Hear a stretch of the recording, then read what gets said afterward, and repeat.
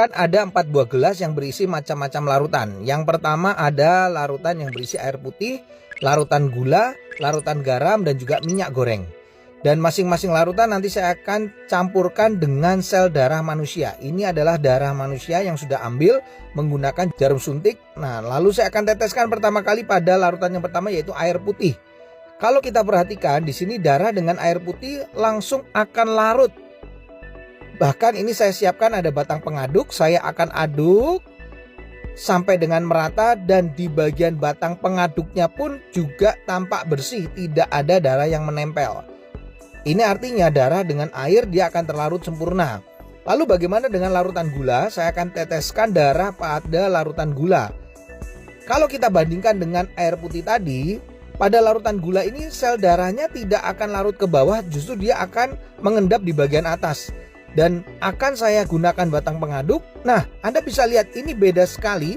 Sel darahnya justru menempel pada batang pengaduk. Ini kenapa?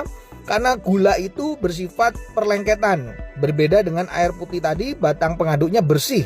Makanya orang kalau kena diabetes, terjadi perlengketan pada darahnya, mengalami rasa haus, kemudian sering buang air kecil, dan akhirnya suka ngemil. Nah, bagaimana dengan orang yang hipertensi? Ini adalah larutan garam. Ini darahnya saya akan teteskan pada larutan garam. Lalu saya akan juga sama masukkan batang pengaduk. Dan ini berbeda dengan diabetes, di mana sel darah yang menempel pada batang pengaduknya tidak selengket pada gula, larutan gula. Tapi yang membedakan pada orang darah tinggi atau hipertensi yang terlalu sering makan asin-asin, ini kelihatan sel darah merahnya akan terurai, dia akan rusak, dia akan pecah. Makanya orang darah tinggi bisa mengalami pecah pembuluh darah. Yang terakhir saya akan teteskan darah ini di dalam minyak goreng. Nah, kalau saya teteskan ini langsung bisa terlihat sel darahnya nggak bisa larut, tidak juga ya mengendap di bagian atas, tapi justru menggumpal-gumpal.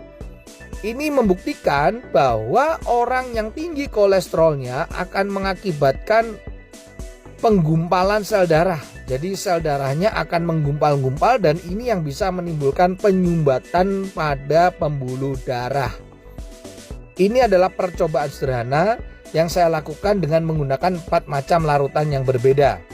Semoga percobaan ini bisa menjadi inspirasi untuk kita agar tetap